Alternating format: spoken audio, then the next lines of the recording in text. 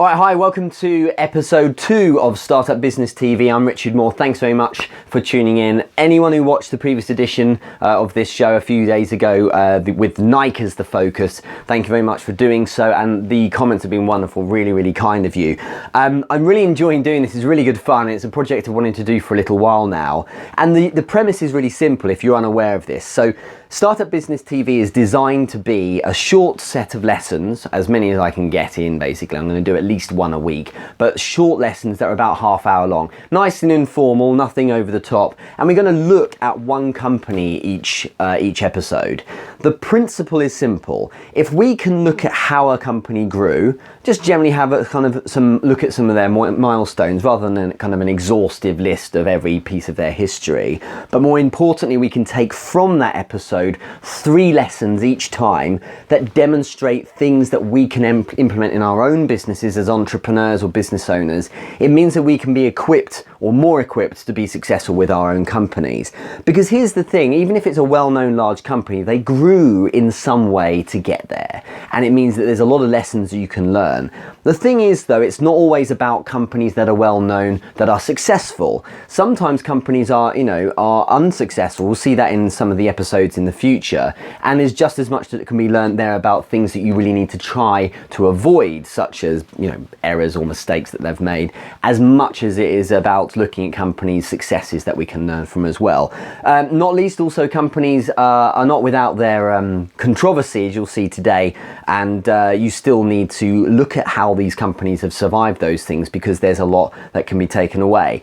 So let's get on with it. So episode number 2 is going to be really good fun because I put out a post recently asking if anyone knew or could guess who they thought it would be.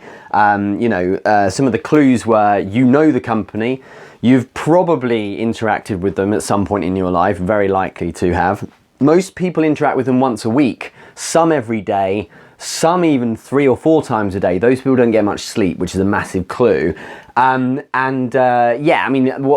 for sure is that you'll have an opinion of this company. So let's get on with it. The company itself is Starbucks. Okay. Now, the reason why I'm looking at Starbucks isn't just about the company, it's more about the person who became the CEO. Okay. So this is Howard Schultz. Okay. Schultz. Excuse my writing. So here's a guy you should check out. There's a book he wrote called Onward, which kind of is his autobiography as CEO of Starbucks. He didn't found the company. They actually were founded in 1971 by a few chaps in Seattle, in the States. And if you walked into a Starbucks, or the Starbucks in Pike Place back then, you'd be encountering a company that essentially sold freeze-dried coffee, okay? So what you need to understand is there's a reason why this company is so important, okay? You may not like the coffee, that's not the point today. It's about the fact that they started a culture, a cultural shift, a revolution, if you like, and they are responsible for something very, very big happening globally. I was going to say important, but that's subjective. Okay, so something big that happened globally. There's no doubt that in 1971 people drank coffee. Okay, but to say words like coffee house, or to suggest that in the States there was, I suppose, a culture of sitting, socializing, drinking coffee would be incorrect. That wasn't how it was back then. And more often than not, you'd see a Starbucks van that was delivering freeze-dried coffee. Okay, now Howard Schultz didn't join till, I think it was 1982. I believe it was 1982. He actually, this is a really important thing as well for those of you who, I hope none of you do, but use that excuse of, well, I haven't come from money, I haven't been given any opportunities in my life. This guy grew up in Brooklyn in the projects, okay? He had nothing. In his own words, he said, I grew up the wrong side of the tracks, okay? And, he did get a job. His first job was at Xerox, the photocopying company, and he said, and this is really interesting point about which we'll come to later on as well. He said, when I was at Xerox, it was a great company, everything, but I felt like I was this kind of cog in a machine. And what he was suggesting was that it was a big corporation, and there wasn't much that there was not much in the way of impact he could have, and it didn't really feel, therefore, like the kind of place for him. And agility and small company feel is very important to Howard Schultz. You'll see this in a bit. So after then working with Xerox, he then moved on to work with another company who had Starbucks as a client. And in fact, what was happening was that they were interested in expanding, I believe it was to Oregon. I think it was, forgive me if it was wrong, but they were expanding into another region. It'd be interesting if it was Oregon, because that's a link to Nike from the last episode. But basically, he advised them that in fact they were sitting on something that potentially was worth a lot more. Okay, so he suggested they expand further. They offered him a job, and it'd be nice to say, and then the rest of his history. He grew up through the company, got promoted, became CEO. It wasn't as simple as that. So what actually happened was, in the 80s, Harold went, for the first time, he went to Italy. And you can see where this is going, right? Because Italy, if you've been before, is, I mean, I went a few years ago, and I remember, you know, when you walk around Rome, you can't move for coffee shops, and these coffee houses really are the places where you sit outside. And you know, there was no such thing in the States as a latte back then, or a frappuccino, or you know, you wouldn't really get much more than maybe an espresso, but likely it would be just coffee. Whereas you had this plethora of different types of coffee-based drinks in Italy, but more importantly, and this is the central point, is that you had this culture of sitting down, socializing with human beings over a coffee. Okay, that was the device in play that people had, this coffee house to socialize. Okay, and this is a very prevalent theme in Italian culture. So he rushed back to Seattle and said to the owners, you know, this is how it needs to be. This is absolutely what we need to be bringing forward. We need to be rolling out lattes and things like that, and making, you know, coffee like the baristas do in Italy. However, they just turned him down. They just said, no, it's not the way we want to work. And, you know, again, it'd be nice to think here where he was stubborn, he pushed, and he got through to the end result he wanted. No, in fact, within 2 years, he'd left the company. So he set up his own business. You can see the influence here. He called it Il Giornale, if I remember right. So that's how he called it. The idea was it was his own coffee place, and of course then he was starting to bring through this kind of culture.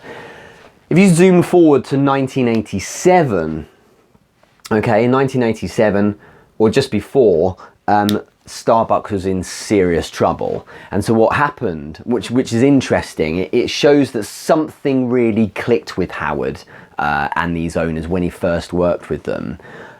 They came to him and said, look, this business would be in no better hands than yours, and essentially they offered it to him to buy. They recognised he didn't have the money, so they gave him time to get it. But in short, in 1987, I believe it was 3.8 million that it cost him. He got together and set up, or rather he took over Starbucks. Now, it's interesting because this is really where the wheels started to turn. So then he started to, you know, leverage the assets, which is of course the different coffee houses he had. And then you can see how he started bringing through these different types of coffees and this kind of vibe and this culture of having people in, sitting down and relaxing and socializing with each other. You know, it was only 5 years later, it was 1992, I believe, that they had their IPO, so they went public.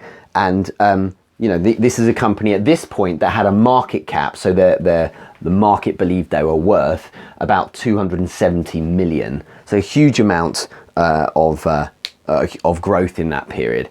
And if you zoom forward to today, you know, they're worth something like 16 billion in revenue, and I think it's close to 200,000 employees. So a huge company with, you know, 25,000 stores worldwide, and notably in places like, you know, Vietnam and Korea, and of course here in the UK, but all over the world. And I think more recently looking at places like even Jamaica, all over the place. So excuse me, the point is that the growth was phenomenal. But I've talked about the growth momentarily because it's important to look at what happened next. So Starbucks was growing at a huge rate, and it was becoming a corporation that was making shareholders very, very happy. Okay, it was becoming a company that was growing at a mammoth rate. Okay, so the difficulty and what happened here, in fact, was that Howard Schultz was operating at a loss with some of his products because it pushed people out of business. Okay, so if you set up a Starbucks shop next to a competitor and you charge less, even if you run at a loss, it means that person goes out of business. Then you can, of course, hike your prices up a bit. He was doing a saturated. These are all things that arguably are unethical, but completely legal when it comes to growing businesses. He did a saturation of the market. And what this was, and in fact, where I was recently this week with a client in London, you can see this in action. What this is opening several stores, 2, maybe 3 coffee houses right next to a competitor, okay?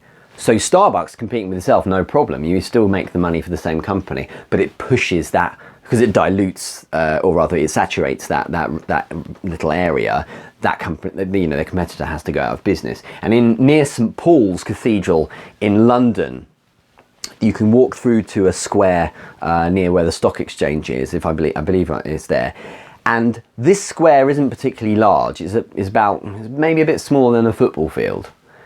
And you've got a nice fountain or a statue or whatever in the middle, and you've got the stock exchange at the back and the St. Paul's Cathedral. On one side there's a Starbucks, on the other side there's a Starbucks, okay? And you think, this is absurd that I've got 2 Starbucks right on top of each other. But what that does is it makes sure that no one else can have much of a chance of getting a coffee because or opening a shop there, because of course they're going to more likely be going to a Starbucks. So these are the kind of things that were being done.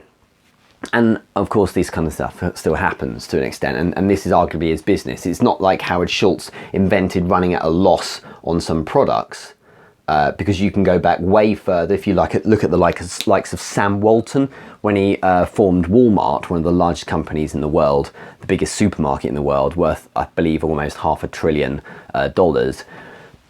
Way back when he was starting his shops, Sam Walton was, on Thanksgiving, he was offering the turkey at a loss for his shop, because he knew it would get people in the door to buy his turkey, and then of course buy all the trimmings as well, which is where he'd make his money back on markup. So, doing this kind of thing to get customers is... It's not that Howard Schultz ran all his products at a loss, but maybe the coffee, because then you go buy a muffin or something like that, okay? So it's an interesting growth that they had, and it was very, very, as I said, it was very much focused on generating a huge amount of revenue. But something happened, which was he was kind of ousted, but in short, he left the company in the early 2000s. And then he rejoined the company in 2007 or 8, I think it was 2007, he rejoined the company as CEO. And he recognized that the essence of the business was seriously in danger of being lost. Practices, I'm not going to go into them now, but practices when it came to making coffee in the pure way that he first saw when he drank that cup of coffee in Milan, they were being lost. So for instance, the way you steam milk and then add it to the drink, to the coffee. They were making big pitchers, filling up with steamed milk, and then just steaming it again and again when they needed more, which of course apparently on a kind of a molecular level affects the milk and doesn't taste as sweet or something like this. All this kind of stuff, it was getting lost because it was corner cutting to be more efficient, to ultimately just generate more sales to make these kind of numbers healthier. But what you were losing in growing at such a rate was the small coffee house mentality. One of the first lessons I want us to look at was something that happened in 2008, which was basically a boldness that Howard Schultz exercised to basically be very humble about his product and kind of almost take a step back in order to take some steps forward, and to put his hands up and say, we're not doing what we should be doing, okay? So relearning, I think, is one way I can describe it. So relearning, or going back to school, as a blue chip billion-dollar business is a tough thing to do. In 2007, for one day, he at the end of one day, he shut the stores, all, I think it was 7,100 stores across the US, or wherever it was. He shut them all. And prior to shutting them all, he'd shipped out 7,100 DVD players to each of those stores. Every one of the baristas had to stay in, and they were going to watch videos on how they should bring back the essence of the coffee making. This wasn't just some big speech that he'd stuck onto a DVD for them to watch. This was actually lessons on how to make the proper coffee. So it was something which was an interesting, it was taken on an interesting take by the media. They were saying, you know, what's going on? Have these guys lost their mind? Obviously, it meant a huge load of loss of revenue for that particular day. But he was convinced that unless there was a return to the essential essence of what the company was all about, then it would be missed. So in fact, we could call this relearning or a return, okay, to essence. And in fact, I mean, obviously I'm nowhere near as successful as Howard Schultz has been with Starbucks, but one very important person in my life who mentored or helped me mentor me through one of my startup businesses. It was funny enough that very early on, he's worked with $1 billion business as well. He was on the board with them. He said to me, Richard, you do need to make sure that, especially as more people buy and you get a volume of customers, that you don't lose the essence of what you originally set out to do. And it's a very interesting point, you know, as more and more people come in, you might just try to service the demand and you'll just focus so much on the fact you've got this volume of customers, but you mustn't lose that initial vision or reason why you did something. And this is crucial. Sometimes you never lose the essence because it's still very core to what you do and it becomes intrinsic to your message. However, sometimes you lose it. And if you keep a check on yourself, you'll realize when you do. And sometimes you've got to just say, let's just stop the world for a minute, as Howard Schultz did that day. Let's take a step back. Let's just go back to where we came from. Let's think about what we were doing. And why we're setting, you know, what our whole mission is. And it's not this. Sure, this is important, very important in fact, especially as a publicly listed company. But this kind of thing is what gets the customers through the door. And it is taking a small step back to take a big step forward, because what it means is it's going to reignite that passion and love for Starbucks is the idea. You know, in the hearts of the customers, basically, you win them over again with good quality coffee and service. So that's the first lesson, is recognizing that sometimes you have to return to the essence of what you were trying to do. And that must have been one hell of a day and a very bold move, because many wouldn't do that. I've been in companies before where huge changes are being made, but you're not allowed to stop that train moving. You have to try and integrate these changes as you go. But he simply pressed pause on his company and retrained every single one of those people working for him back into how they should feel as a company. The second one, and this is a hard one to describe, but I think it's best described as small company mentality. Okay? And this is nothing bad. This is arguably something very good. You can be a huge corporation and still have a small company mentality. There are two things I mean by this. One focuses on what's known as agility, and the other is customers. There's other parts to this as well, but still. Agility, what it means by small company mentality is you flatten the structure of your company. If a change needs to be made, you create a scenario, or at least a kind of an environment where change can be made like that. So you're an agile business. You can react to market conditions. You can, I like running in small company makeups, if you like, because it means that we can say, do you know what, right now today, X needs to happen, and let's go do it, rather than, oh, now that's going to need to be approved, we need to submit a proposal, that's going to take several months, and all this kind of thing. You can miss, especially in 2016, you can miss a lot of opportunities that way. So the small company mentality is something that he always wanted to keep. But I think more descriptively, he was looking at it from a customer's point of view.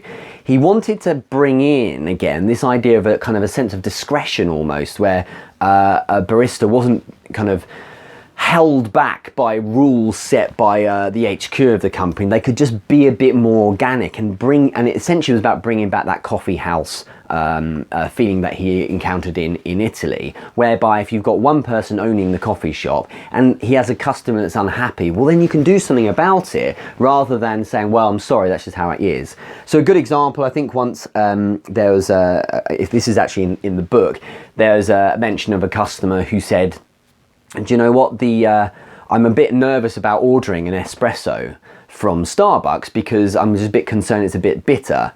So what they went and did, the barista at the time, I believe, it was mentioned in the book, he went and said, well, do you know what we'll do is we'll line up a few different shots and you can try one out and see what you think.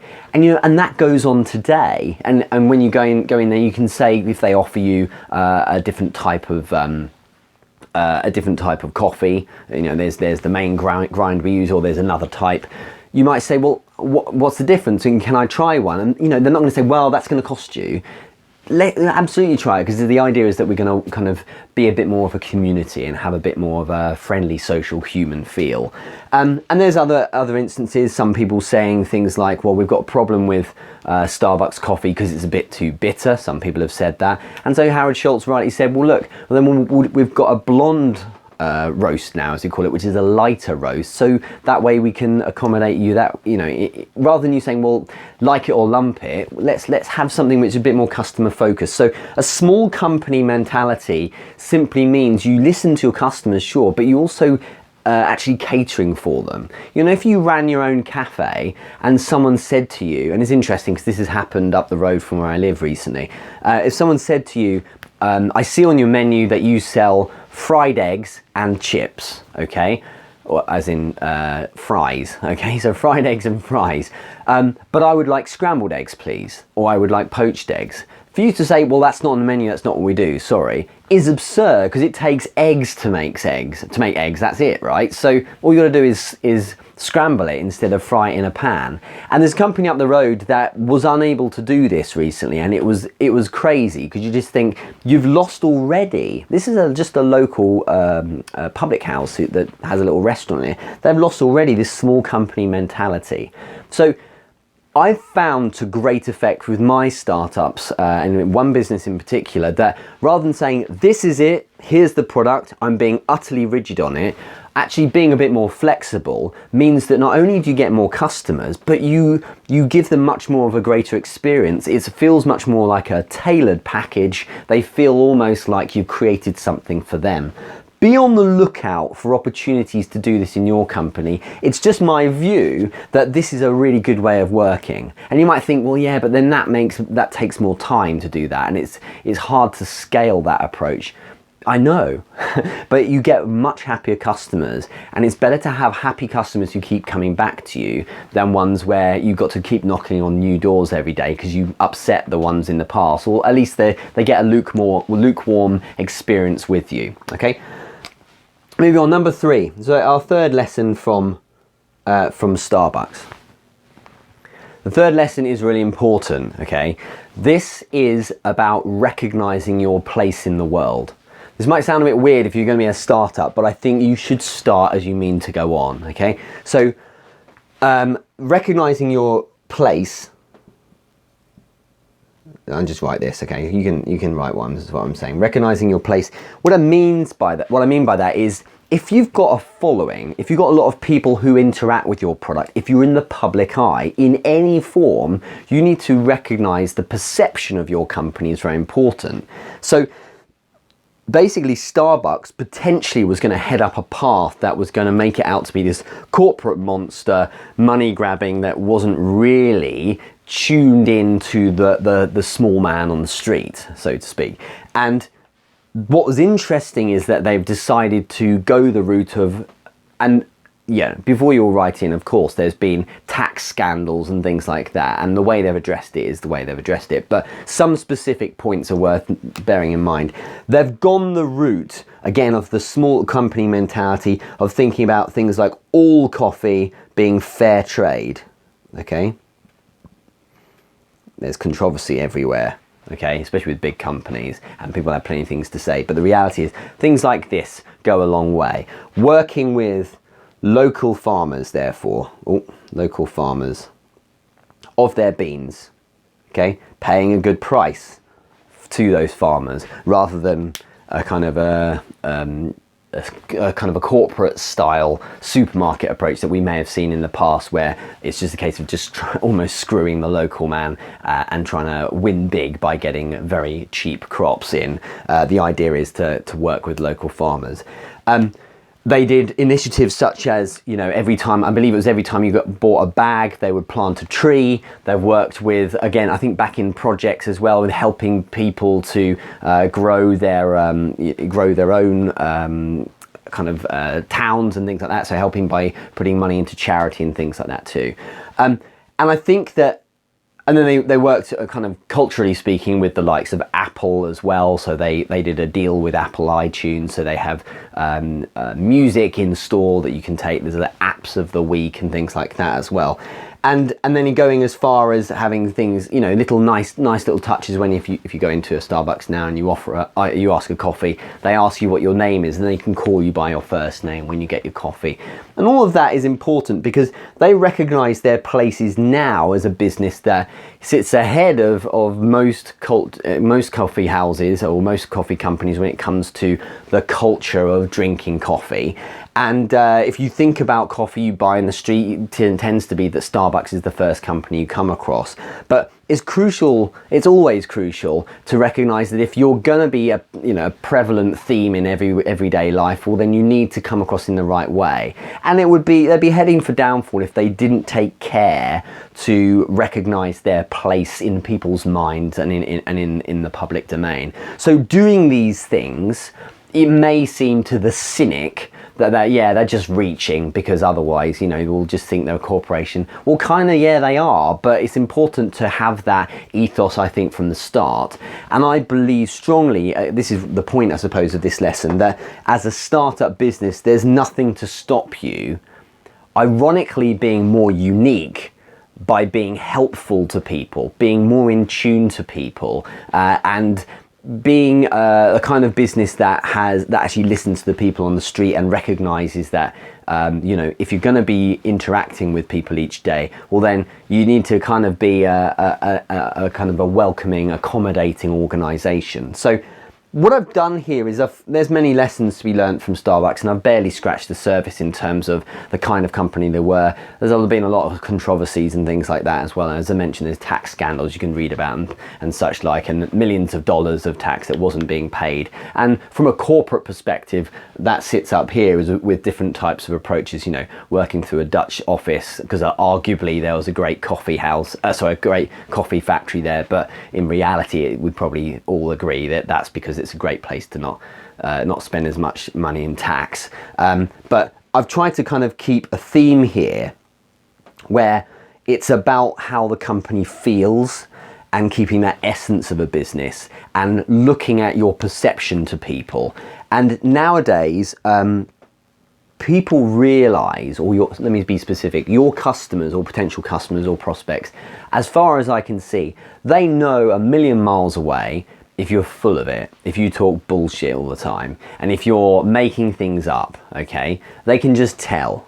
Okay, so when it comes to being you and being authentic, that's one of the greatest tools you can have. And it's a great way of coming across, if you start growing very quickly, it's a great way of coming across like you have still that small company mentality in mind. It suggests humility. I mean, it suggests that you're the kind of business that listens to them, that offers them as much as is possible a genuinely great experience, or if not, or failing that you're going to go out of your way to find a way to create that great experience, rather than saying you need our product, as in, you know, it's a kind of commodity you tend to have to buy each day, and therefore you buy it our way on our terms. Okay, I really think there's value in thinking about how you interact with someone, you know, and giving them a little bit extra here and there. Maybe it's a bit more value in what you're offering, and maybe sometimes it's just a higher level of service. If you can get that into your staff as well, it becomes a company that gets really talked about. And again, in 2016, moving forward, we're in this kind of world where, you know, you're at the behest of those people who are talking about you online. Word of mouth, of course, is really crucial. So I hope this is valuable. And many people wouldn't have expected me to talk about these kind of things when talking about Starbucks, but I think that moving away from some practices that arguably are unethical, moving away from the corporate multi-billion dollar business that they are, there are actually some interesting positives in there that you know, there's a real lessons that can be learned from the visionary himself in terms of how a company should feel. And it just goes to show, because I think they're doing a fair job of this, okay, that you can be generating revenues of 16 odd billion, but still be a company that can have that kind of small vibe. Do you see what I mean? Okay, so I hope that's of use. The next episode is going to be coming out really soon. If you haven't subscribed or shared this, then please do. The next episode I'm about to record, I'm really excited about doing, so it should be a good one. And thank you so much for paying attention to it. I hope it's been of value. And just think, how can you translate this now to your own startup or entrepreneur world? How can you put these things in practice as well? But anyway, I'll see you next time, and thanks very much.